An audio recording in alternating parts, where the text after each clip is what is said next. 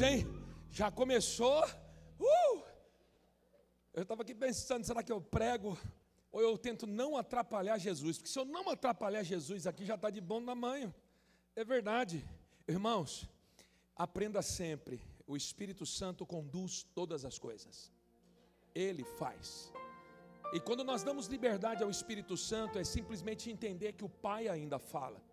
Como já disse o bispo Marcelo, o problema não é Deus falar, o problema é a gente ouvir. Pior do que a gente ouvir é a gente obedecer. Somos uma geração que ouvimos muito. Todos os lugares falam, a internet fala, a rádio fala, a TV fala, os amigos falam. Temos acesso hoje à informação. Ei, você não faz ideia. O que temos hoje não se compara, mas não se compara em nada ao que existia há 10 anos atrás, o que dizer de 50 anos atrás. A informação hoje é de uma é na velocidade da luz. O problema não está em ouvir, o problema está em obedecer. Desde 2 domingos atrás, hoje nós estamos na terceira mensagem da série O Pai Ainda Fala. Nós estamos olhando para as Escrituras Sagradas e entendendo que Deus confia os seus segredos àqueles que o temem. Às vezes a gente é esquisito, né, velho? Eu quero que Deus fala para mim, fala comigo coisa que não disse para ninguém. Mas tem tanta coisa que você já deveria ter dito a Ele e não disse. Tem tantos momentos que você já poderia ter investido com Ele e não fez. Mas eu quero que Deus abra o céu para mim. Fale comigo. Deixa eu dizer algo. Sabe quanto tempo demorou para Deus falar com Moisés? A gente olha para as Escrituras e vê, puxa, a sarça pegando fogo. E Moisés, 40 anos. Bom, se for levar em conta o tempo do palácio, são 80 anos. Porque ele vive da sua infância aos 40 no palácio. Ele mata o egípcio e vai para o deserto. E lá com 80 anos, chega a hora de Deus falar com ele. Diga assim comigo, porque Moisés estava disposto a ouvir e obedecer. Deus conhece seu coração mais do que a você mesmo. E muitas vezes Deus está em silêncio e não te fala porque é perder tempo com você. É mais uma vez falar. E o pior é que nós como seres humanos temos uma característica. A gente fala, a pessoa não obedece e depois a gente vai dizer, eu sabia que ia dar errado. E aí vem frustração. Eu quero que você entenda que, apesar de Deus ser Deus, algumas coisas eu preciso dizer de uma maneira que você compreenda. Deus, Ele não tem sentimentos humanos como o nosso. Mas para que você entenda o que eu vou dizer, isso eu posso garantir a você. Há uma frustração no coração de Deus, porque você já ouviu tanto. Se você obedecesse, na medida que você ouve, puxa vida. O que nós estamos querendo dizer nesses dias em que estamos reunidos é que o barulho do mundo, da notificação, do celular, do trabalho, aonde nós andamos, as nossas próprias emoções, Deus está falando, nós não estamos ouvindo, e uma pergunta surge no coração: será que Deus ainda fala?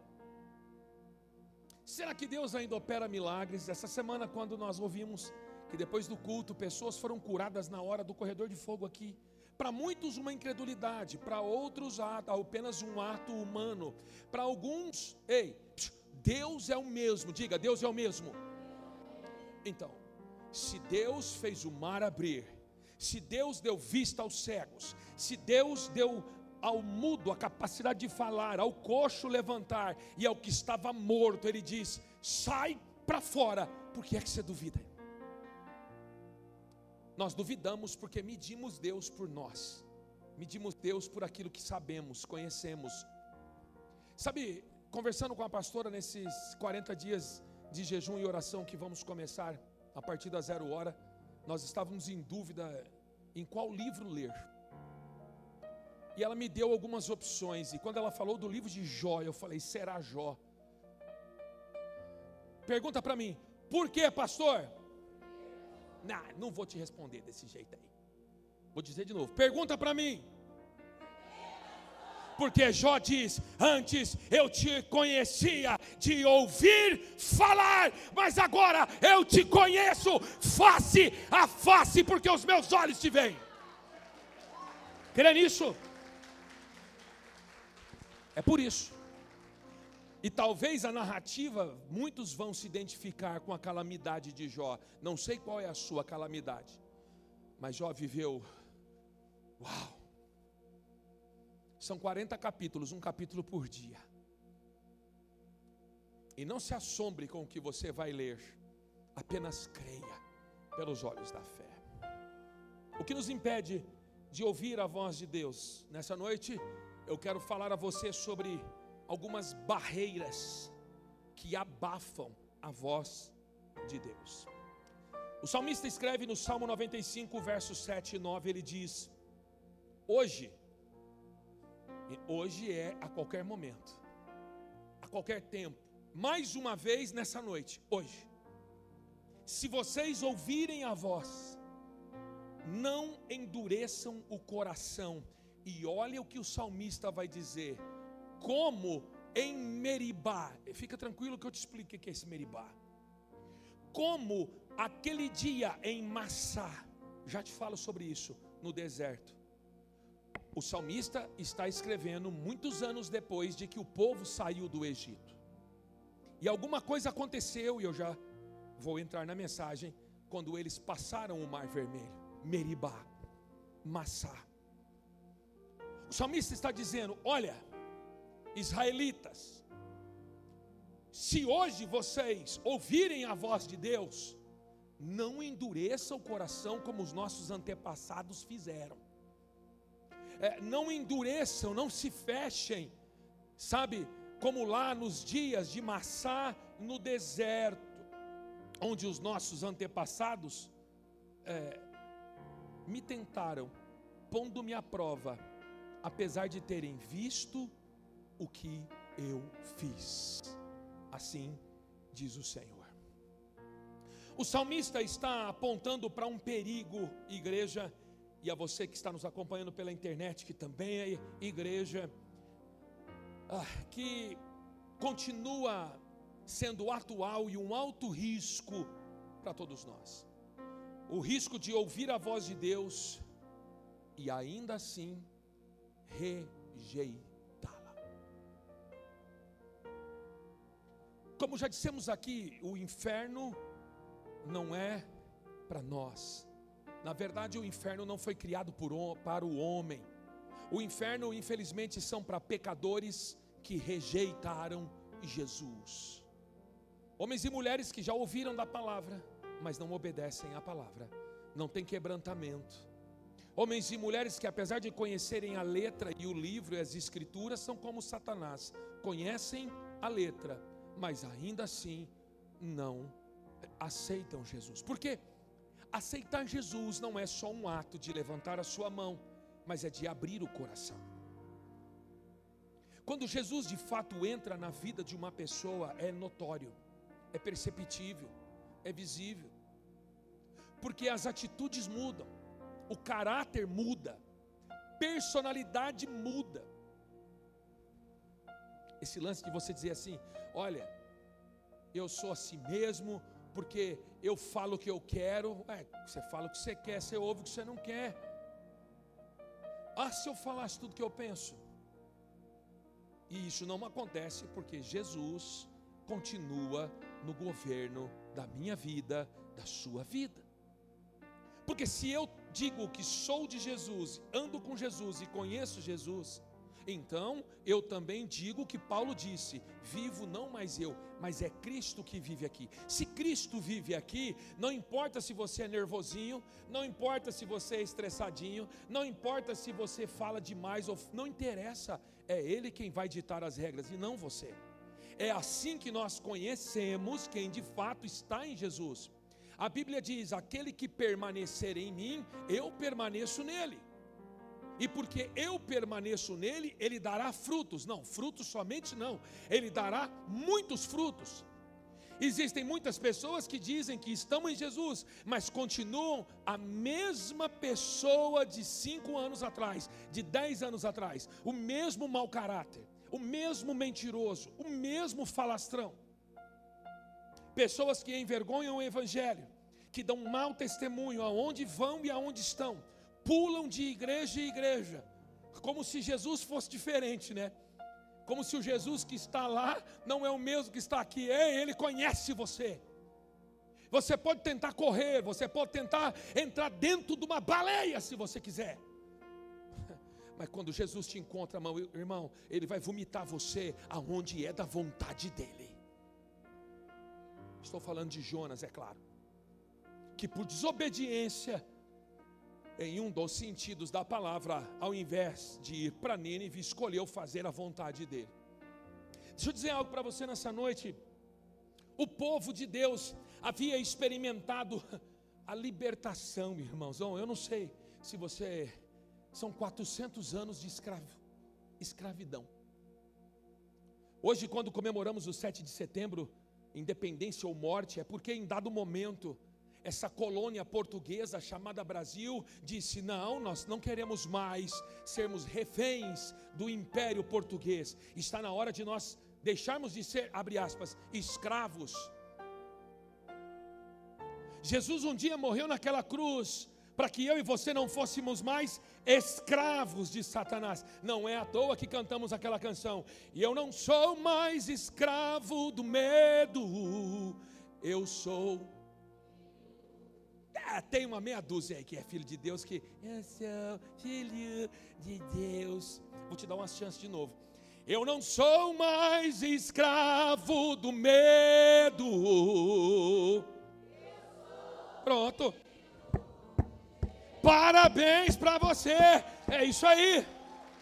Ou seja, você, escute, aplaudiu, sorriu, agora segura o cinto. Você é escravo da bebida porque você quer. Você é escravo da pornografia porque você quer. Você é escravo do dinheiro porque você quer. Você é escravo do tempo porque você quer. Porque Ele já te libertou de todas estas coisas. Verdadeiramente em Cristo somos livres. Portanto, para que isso se torne uma verdade, Ele tem que governar e não você.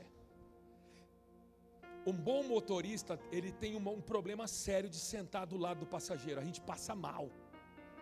A gente não dorme. Não, pode descansar aí que eu vou tocar agora. Eu quero ver o cara tocar do lado de lá. Só os Nutella. Você chama o cara de companhia para ir com você. Não, pastor, estamos juntos. Uma vez eu aprontei uma, cara. Tinha um guincho na minha frente com Scania sendo rebocado de ré. Mas sabe o que eu fiz, né? O caminhão sendo rebocado de ré. Eu falei: agora eu pego esse. Mandei o pé no acelerador, de repente enfiei o pé no freio, buzinei, dei um grito. O cara abriu os olhos e deu de cara com o Scania. Só faltou dizer: assim você me quebra, né, velho? Pois é, aonde eu quero chegar com isso? Eu e você, irmãos, não somos escravos. Nós somos filhos amados de Deus. Precisamos ouvir a voz deste Deus. Esse povo acabou de sair do Egito, 400 anos. O pai escravo, o vô, a avó, bisavó, tataravó, todo mundo é escravo. Escravo não tem direito de nada. Escravo não tem o direito nem de morrer.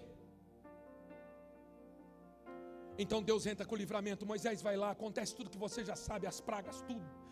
Passam pelo mar, quando saem do outro lado, todo mundo de pé seco. O mar se fecha, engole os soldados, as carruagens, tudo. E o povo experimenta a maior vitória que aquela geração pôde experimentar no primeiro momento. Sem contar coluna de fogo atrás, nuvem durante o dia, porque ninguém aguenta um deserto de 60 graus. A sílica ferve e durante o dia são 60 graus de temperatura em média e à noite 0 grau. Então à noite a coluna de fogo aquece e ilumina, e de dia a nuvem resfria. Mas então, irmãos, como não poderia ser diferente, Ao invés de confiarem mais, começaram a reclamar. Ao invés de agradecer por tudo que havia acontecido, começaram a questionar. Ao invés de obedecer, para variar o pecado capital inicial de Adão e Eva, a desobediência. Acabaram de experimentar um livramento que o mundo nunca tinha visto antes. A grande verdade é que isso me faz pensar que muitas vezes eu, você, nós nos encontramos na mesma situação. Muitas vezes estamos ouvindo a voz de Deus, mas a gente se prende a barreiras internas e a barreiras externas. A verdade é que Deus, e eu quero que você martele isso, Ele nunca deixou de falar. Ele falou através da criação, Ele falou através dos profetas, Ele fala através desta palavra, Ele fala através do eco da cruz até os dias de hoje. Eu quero que você entenda que muitas vezes o que nos impede de ouvir não é falta de palavra, porque nesta igreja você tem ouvido a palavra. Mas o que te impede de ouvir a voz de Deus e obedecer a esta voz é o excesso de vozes comprometendo o nosso entendimento e discernimento. Muitas vezes essas vozes se traduzem em amargura no nosso coração. Outras vezes ansiedade, como a pastora bem colocou, que nos consome. Outras vezes a murmuração, a reclamação que corrói. E por que não dizer a voz do pecado que nos mata e faz separação de Deus. Talvez nessa noite você precise entender que o problema não está no céu que se cala, mas no coração que se fecha. Você precisa compreender que há uma pergunta a ser feita hoje: quais barreiras, diga aí, quais barreiras estão abafando a voz de Deus na minha vida? A voz de Deus é vida, a voz de Deus é boa, a voz de Deus é perfeita, a voz de Deus ela é agradável, a voz de Deus traz refrigério, a voz de Deus é o caminho, a voz de Deus é a verdade, a voz de Deus é a vida, a voz de Deus é o princípio, a voz de Deus é o fim, a voz de Deus é o alfa, a voz de Deus é o ômega, é a estrela da manhã, é aquele que era e sempre será. A voz de Deus ela continua soando a todo aquele que crê. Mas sabe, irmãos, é justamente nos momentos de maior vulnerabilidade da gente, sabe aquele momento que você está vulnerável? É ali que Deus encontra uma oportunidade de agir de forma mais profunda na minha vida, na sua vida, para nos aperfeiçoar. Eu não sei qual é a barreira, vou apenas citar 4 aqui, e talvez você se identifique com uma delas. Mas é neste lugar aí que Deus vê uma oportunidade para te moldar, para aperfeiçoar você. A primeira grande barreira, tendo como plano de fundo o povo que saiu do Egito e atravessou o mar, é a barreira da amargura. Diga, amargura. Êxodo 15, 23. Eles saíram, vitoriosos. Deus é conosco. Os egípcios morreram todos. Faraó nunca mais será visto. Grande vitória. Então chegaram a Mara, mas não puderam beber das águas, porque as águas eram amargas. Esta é a razão pela qual o lugar se chamava Mara. Após o grande livramento que viveram, grande vitória experimentaram. Somos vitoriosos, Deus é conosco. E eu imagino a festa, um falando para o outro, todo mundo vibrando. E agora a gente entrou no deserto, mas o que é o deserto para Deus que nos livrou com tamanha maestria, com tanto poder? Que poder é esse? A Bíblia diz que quando o mar se abriu, diferente de algumas pessoas na área da ciência, que vem dizendo que não, olha, um vento soprou de boreste, e aí as águas se abriram, e ali é raso, fica mais ou menos com 30 centímetros de água, e um lado do mar seca, e ele vai escorrendo, igual enxurrada, fica... A minha Bíblia diz, e eu acredito nela, que naquela noite soprou o vento. Só que aconteceram duas coisas que a ciência não consegue explicar. Primeiro, o vento, ele não fez parte do mar virar terra, como muitos querem provar. Ele dividiu o mar no meio. De um lado, coluna de água, e a Bíblia diz que do outro lado também. A Bíblia vai dizer ainda aquilo que a ciência bota um nó, aluga um triplex na mente, e todos passaram a pé seco. Não tinha 30 centímetros de água, não tinha nem poça, era pó no fundo do oceano. Consegue entender isso? Esse povo viu aquilo que nenhum olho viu. Eles experimentaram algo tão extraordinário, e agora, quando eles começam a sua caminhada no deserto, a primeira coisa, um oásis, uau, uma lagoa, e eles correm para beber aquela água, mas quando experimentam, diga, a água era amarga. Depois que eles saíram do Egito, Deus os livra de Faraó. Esse povo parece intocável, invencível, porque toda vitória tem sabor de mel. Então eles chegam naquele lugar, e Deus decide colocar o coração daquele povo à prova. Como diz o texto, eles chegam a Mara. Deus os conduziu até aquele lugar. Pergunta para mim, por quê, pastor? Muito simples. Deus conhece o teu coração, não nas grandes vitórias que Ele te dá, mas nos momentos de derrota que você passa, na dor que você sente, nas perdas que você tem, nas crises que te fazem chorar. O pior, aquele povo passou por uma grande vitória e agora estão diante daquela água que não dava para ir beber. Deus fez isso, irmãos, Ele conduziu para ensinar uma lição preciosa, e para a gente aqui na Amor e Cuidado em Guararapes, e para você que nos acompanha aí agora nessa transmissão, todos, sem exceção, eu e você, mais cedo ou mais tarde, vamos experimentar águas amargas na nossa vida, vamos experimentar angústias, vamos experimentar momentos de desolação, de desgosto. Você vai viver, se é que já não viveu, momentos em que você tem a impressão de que Deus te abandonou, de que Ele não te vê. Você vai dizer para você mesmo, Senhor, por quê? Talvez isso não acontece com ninguém aqui, mas amargura, angústia, desgostos, quem não passou? E essa amargura, angústia, desgostos, ela tem pelo menos duas fontes: fontes externas e fonte interna. Quando eu falo de fontes externas, eu quero dizer de situações que você passa, fatos que acontecem com você, pessoas que rodeiam a tua vida, as situações que infelizmente nós não podemos e não teremos o controle.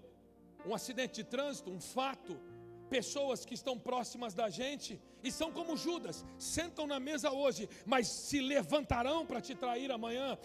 Situações em que você hoje está empregado, mas amanhã, segunda-feira, você pode chegar no teu emprego e está lá a sua demissão. Eu estou falando de situações externas. O salmista escreve algo muito forte, sabe? Dentre tudo, mas Salmo 64:3, se tiver, pode pôr na tela para mim, por favor. O salmista está vivendo um momento,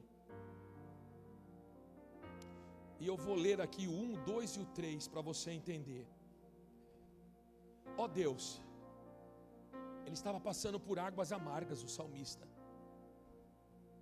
escuta a minha oração, pois eu estou em dificuldades. Salva a minha vida. Você sabe por que alguém pedir para salvar a vida? Você acha que esse cara está bem? Ele está sendo perseguido. Gente do palácio, Absalão, seu filho, quer o trono. Eu tenho medo dos meus inimigos. Protege-me dos planos que os homens maus fazem contra mim. Livra-me dos bandos de homens perversos. Agora, olha o 3. Os maus afiam a língua como espada e apontam para mim como flechas as suas palavras cheias de veneno. Irmãos, eu quero que você entenda que há fontes externas que sempre vão colaborar para a nossa vida ser amarga. Elas sempre estarão lá para que a vida seja amara. Não é à toa que Paulo escreve em Colossenses 3,19: maridos, amem as suas esposas. Ele está falando família, para que o lar, a casa, não seja amargo. Filhos, o texto de Provérbios 17:25, eu até marquei ele aqui. O filho sem juízo é a tristeza para o seu pai e a amargura para a sua mãe. Quantas mães, pais, talvez estão aqui amargos, amargurados por filhos sem juízos. Outra fonte externa,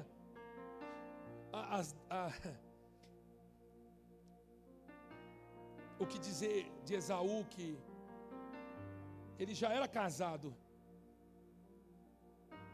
mas a Bíblia vai dizer em Gênesis capítulo 26, verso 25, e eu faço questão de ler isso aqui porque, irmãos, as nossas decisões, elas vão trazer angústia, sofrimento, bênção ou maldição. Gênesis 26, 35 diz assim, ó: essas duas mulheres amarguraram a vida de Isaac e Rebeca. Ou seja, eu estou falando de situações externas. Quando tinha 40 anos, Esaú casou com Judite, filha de Beri, e com Basemate. Ele casou com duas mulheres. E essas duas mulheres, Eteias, de outra tribo, amarguraram a vida de Isaac e Rebeca até o final dos dias. Eu estou dizendo de fontes externas que se tornam amargura para a nossa vida.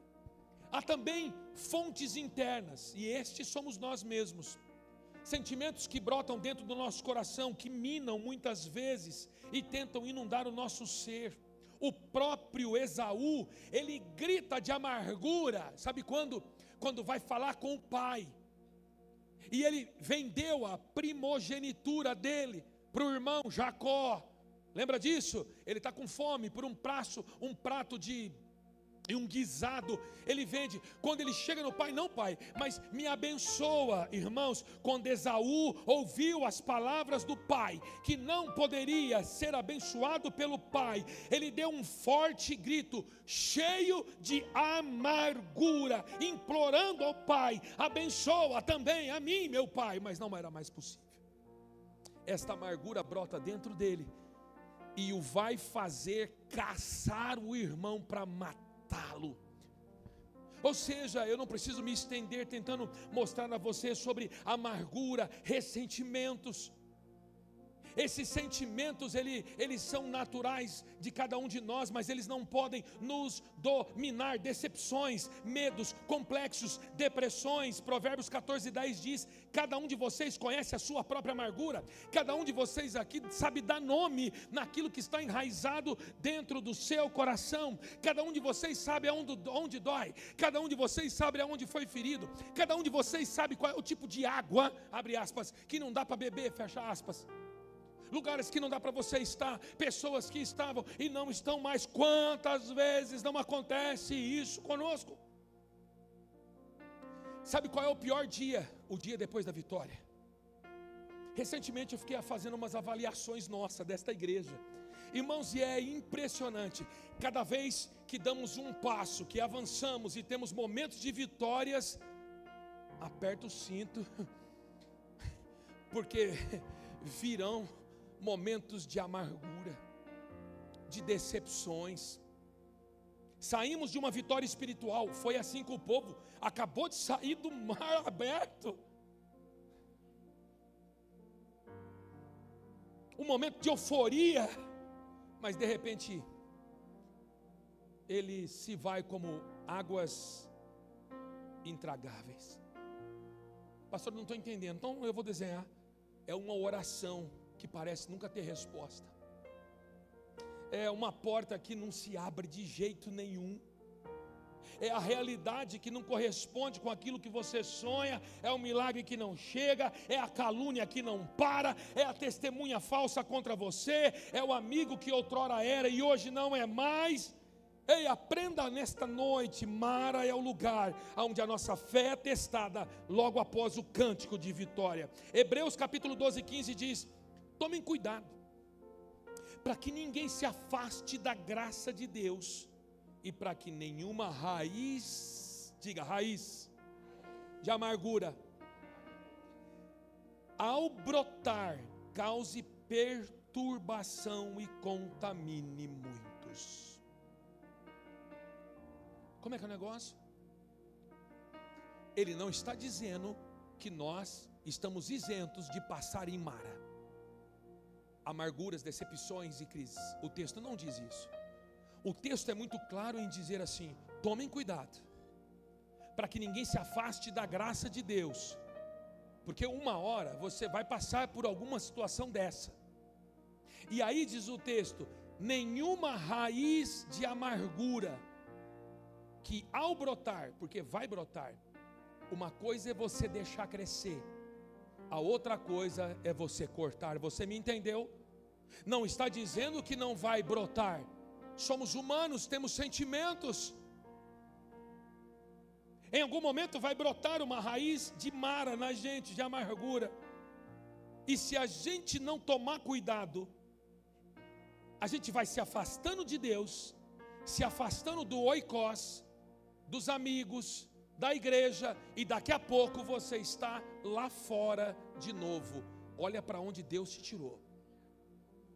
Olha quem você era, o que você fazia, com quem você andava. Olha as suas atitudes. Se você permitir que Mara brote dentro de você, tenha uma situação ainda mais crítica, você vai se afastar do Senhor, vai causar perturbação, e o pior vem no final: contaminará a muitos.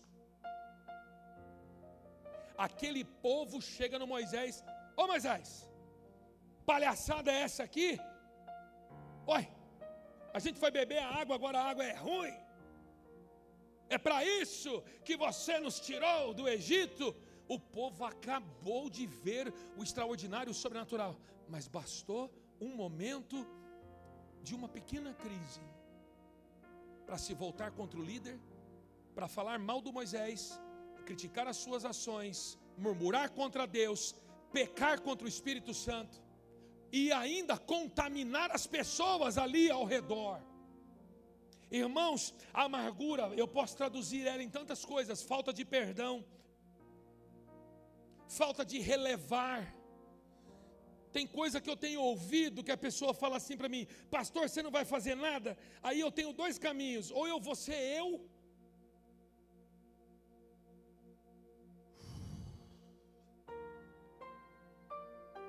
ou eu vou ser filho amado do Pai, governado pelo Espírito Santo de Deus.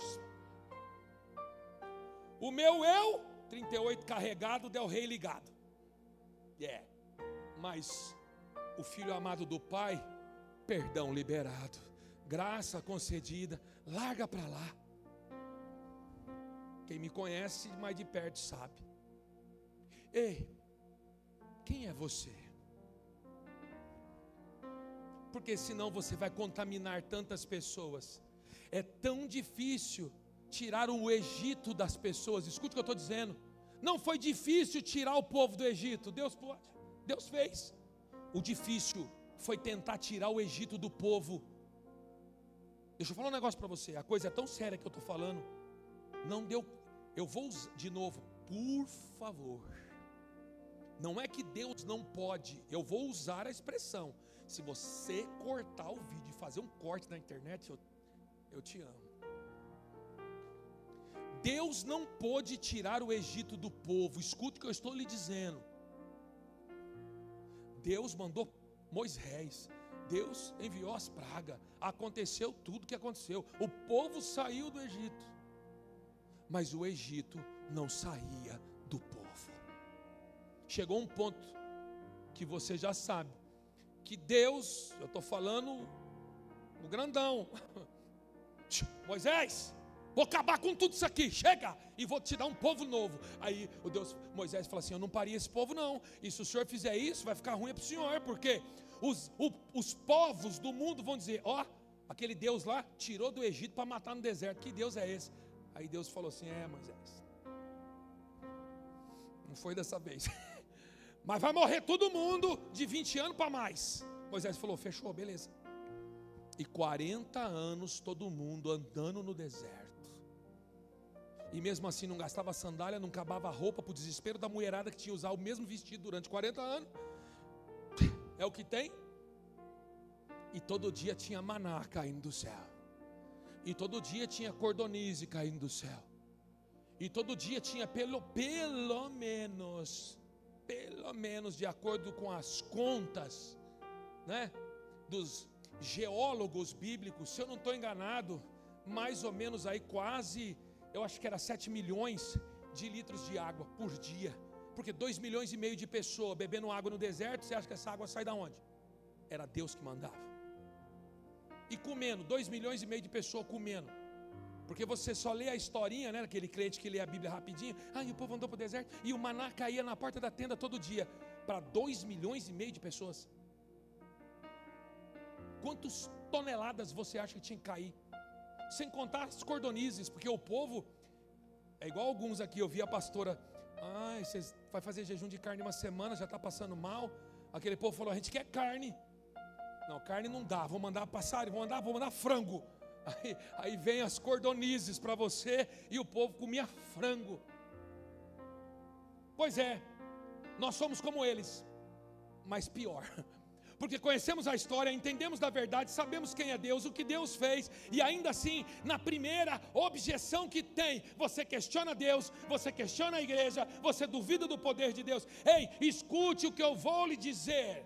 Moisés clamou a Deus, e Deus fez o seguinte, pega aquele galho ali, ó. Você vai entender esse mistério agora. Êxodo capítulo 15, verso 25, põe na tela para mim aí. Êxodo capítulo 15, verso 25, escute. Eu acho que não vou nem conseguir terminar essa mensagem hoje, mas eu vou sim. Olha só, o texto vai dizer assim, ó.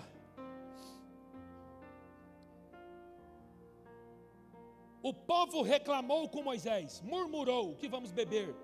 Aí o 25, então Moisés em alta voz, diga alta voz, pediu socorro a Deus, o Senhor, e o Senhor lhe mostrou um pedaço de madeira. Cara,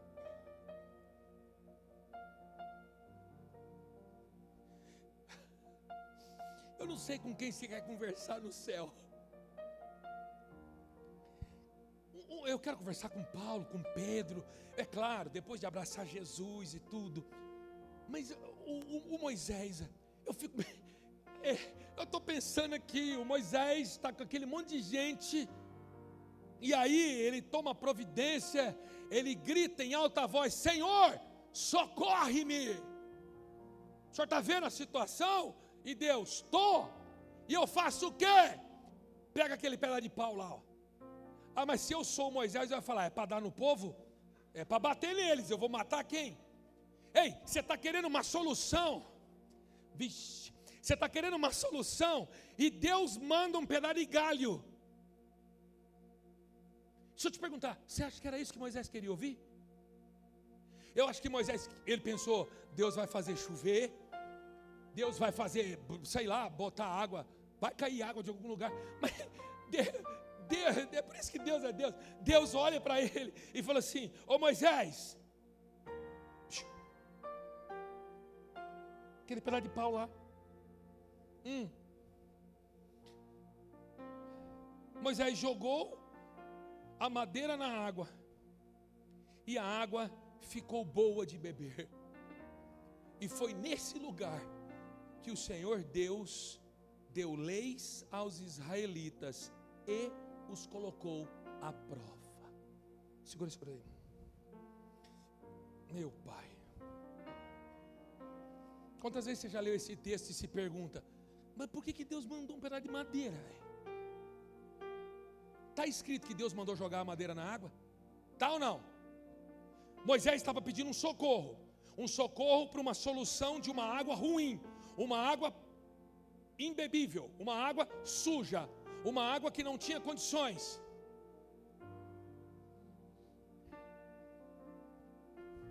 Sabe qual é a lição que aquele povo, e muita gente até hoje ainda não entendeu? Não era só um pedaço de madeira, não era só um pedaço de um galho, não era só um pedaço de uma árvore qualquer. Aquele pedaço de madeira que Deus mostra a Moisés lá no começo de todas as coisas, já apontava para este pedaço de madeira, a cruz de Cristo, que purifica toda água, toda imundícia, e vai dizer: quem beber desta água não terá sede outra vez. É isso que ele já estava mostrando àquele povo. E é isso que você ainda não entendeu em 2025 e ainda permite-se viver num terreno de amargura. A água está aqui nessa noite. A água continua sendo Jesus. Se você beber desta água, porque a madeira já se foi, mas o Cristo está na eternidade, dizendo: eu sou a fonte de água viva. Agora você aplaude aí.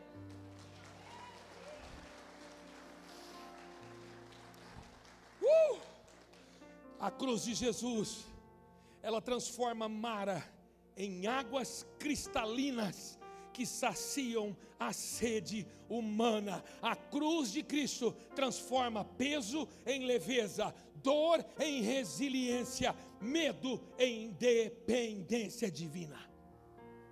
Qual é a amargura que hoje precisa ser afogada? Tem uma canção, né, Bia? Estamos afogando, né? Me ama, Ele me ama. Ei, mergulha essa tua amargura, faz ela morrer afogada em Cristo Jesus. Porque o que era amargo vai ficar doce nessa noite, para a glória de Deus, na vida daquele que crê. Aquilo que estava ruim e você não consegue descer, vai descer em nome do Senhor Jesus. Segunda grande barreira, a barreira da ansiedade. Eu não vou nem perguntar quem é ansioso. É claro que o povo começou a reclamar. O povo, ao invés de esperar a provisão, tipo, vamos ver o que vai acontecer. A água é ruim, mas para um Deus que fez o que fez, ô Moisés, e aí, como é que vai ser? Não. A gente, irmão, sofre do mesmo mal a vida toda. Não andais ansiosos por coisa alguma, no livro de Mateus, pelo que vai comer, pelo que vai beber, pelo que vai vestir. Qual é o filho que pedindo pão, o pai vai dar cobra? Mesmo assim, quanto mais eu, seu Pai Celestial, lê lá Mateus. Mas a gente insiste na mesma coisa. Sabe por quê? Porque este tempo moderno que estamos vivendo, somos impregnados pelo imediatismo. Queremos agora. E tem mais, queremos do nosso jeito. Queremos agora e queremos do nosso jeito. Eu quero respostas instantâneas. Se Deus não fala, ou se Deus não age no tempo, eu paro de acreditar nele. Essa pressa espiritual nos impede de ouvir a voz de Deus, porque desaprendemos a esperar. Como é que está escrito aqui? Eu fui apressado no Senhor, e Ele se inclinou e ouviu o meu clamor. É isso que está lá? Ou está assim? Esperei. Diz para esse irmão do lado, olha bem no grão dos olhos dele, vê se tem paciência aí. Esperei, você está fazendo, esperei com paciência. Nossa, que paciência.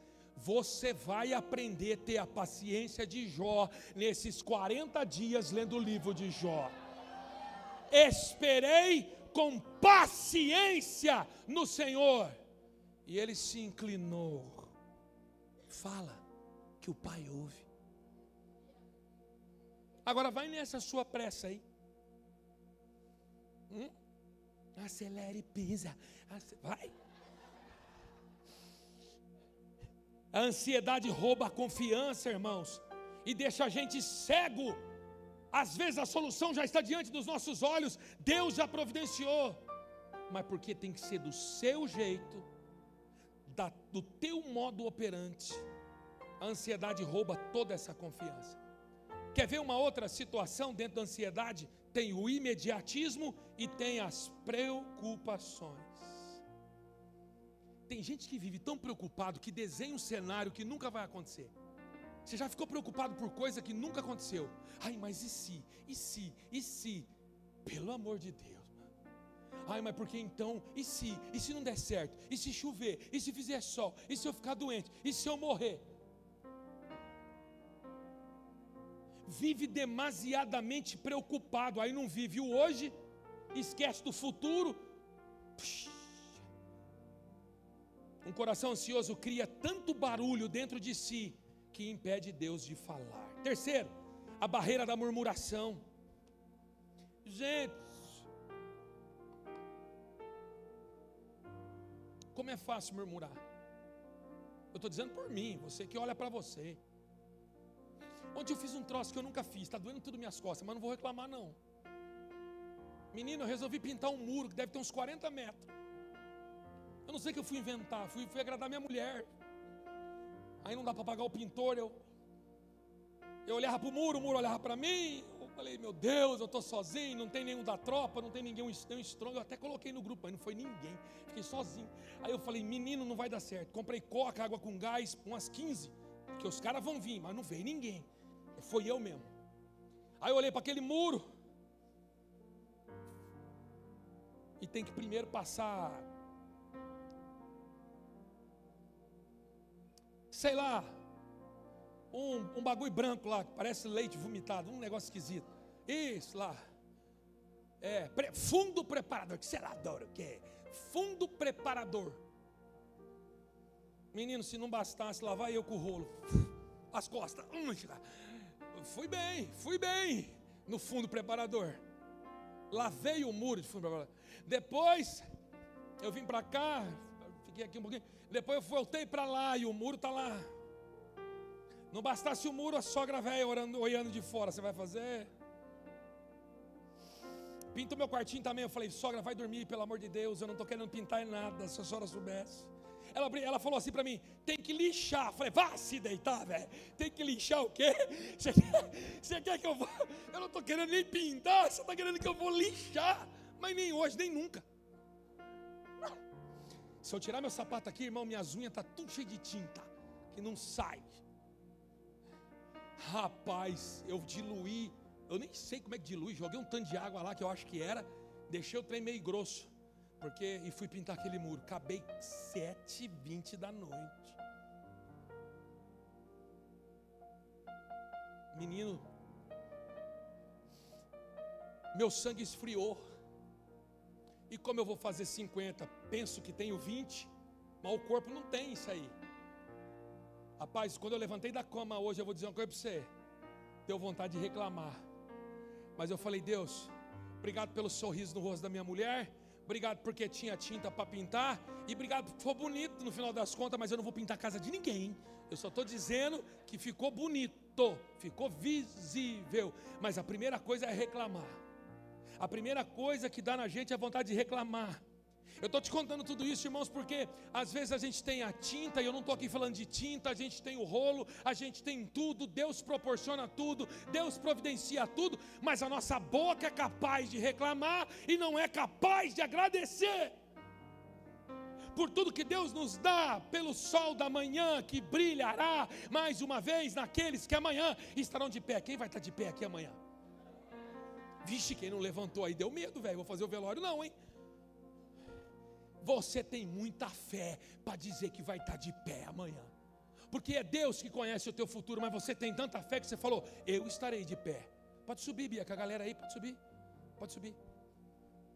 Porque eu já falei 2 vezes que eu estou terminando. Agora é sério, agora é a terceira e eu vou acabar. É 15 minutos só. Você sabe quando o pastor fala que está terminando? 10 minutos, depois mais 15 minutos, né? Eu fechei a Bíblia, a Bia viu, mas aí eu não termino. Amo vocês. Tenho caminhado com vocês e tentado ser melhor um dia após o outro.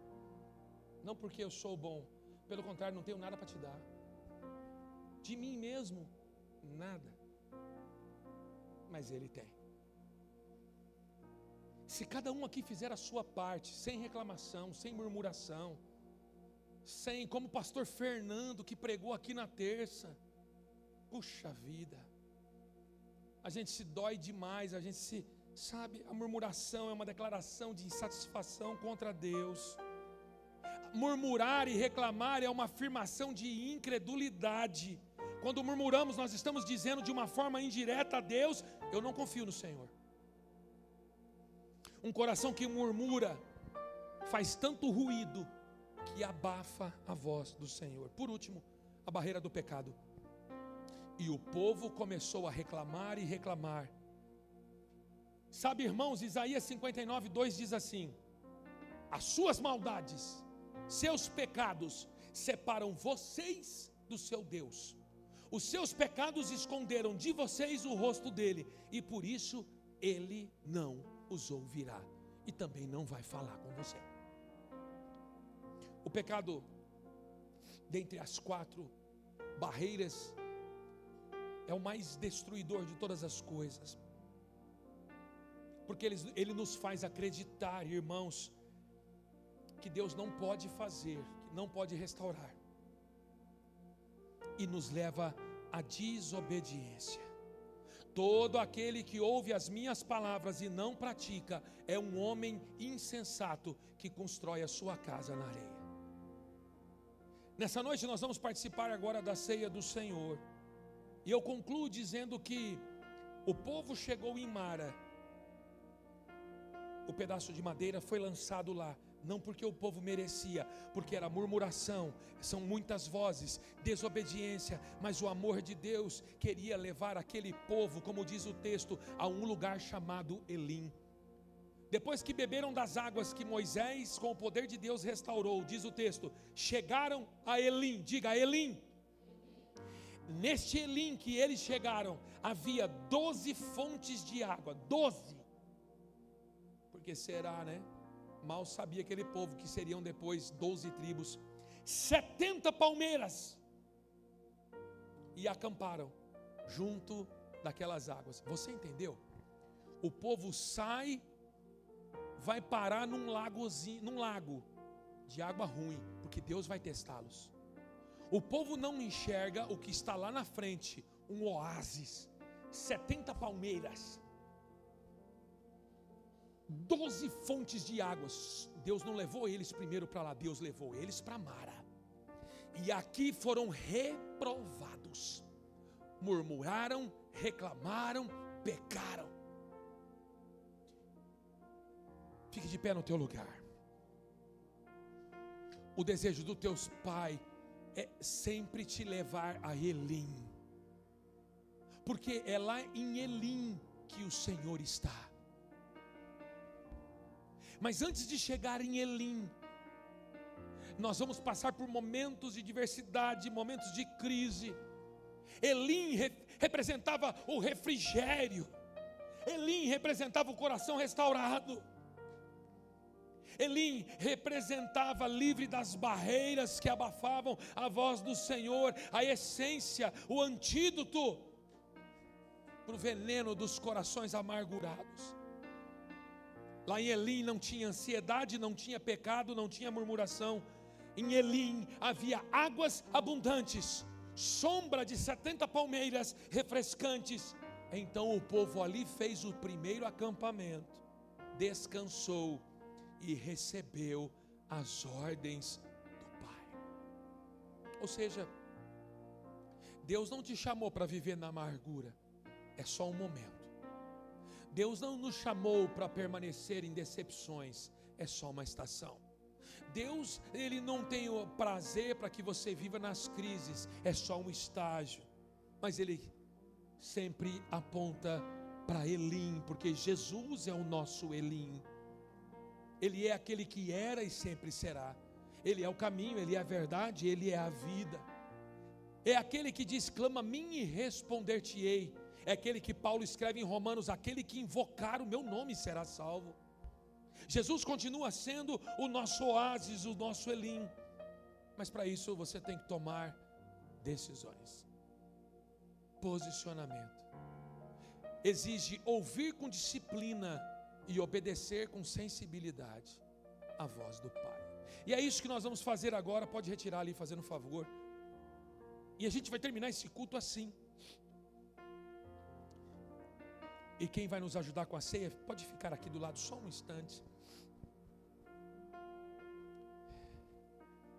Talvez Deus preparou essa noite para você aqui com esta mensagem e com a ceia, porque talvez o seu coração está amargurado, ansioso, depressivo, triste, ferido.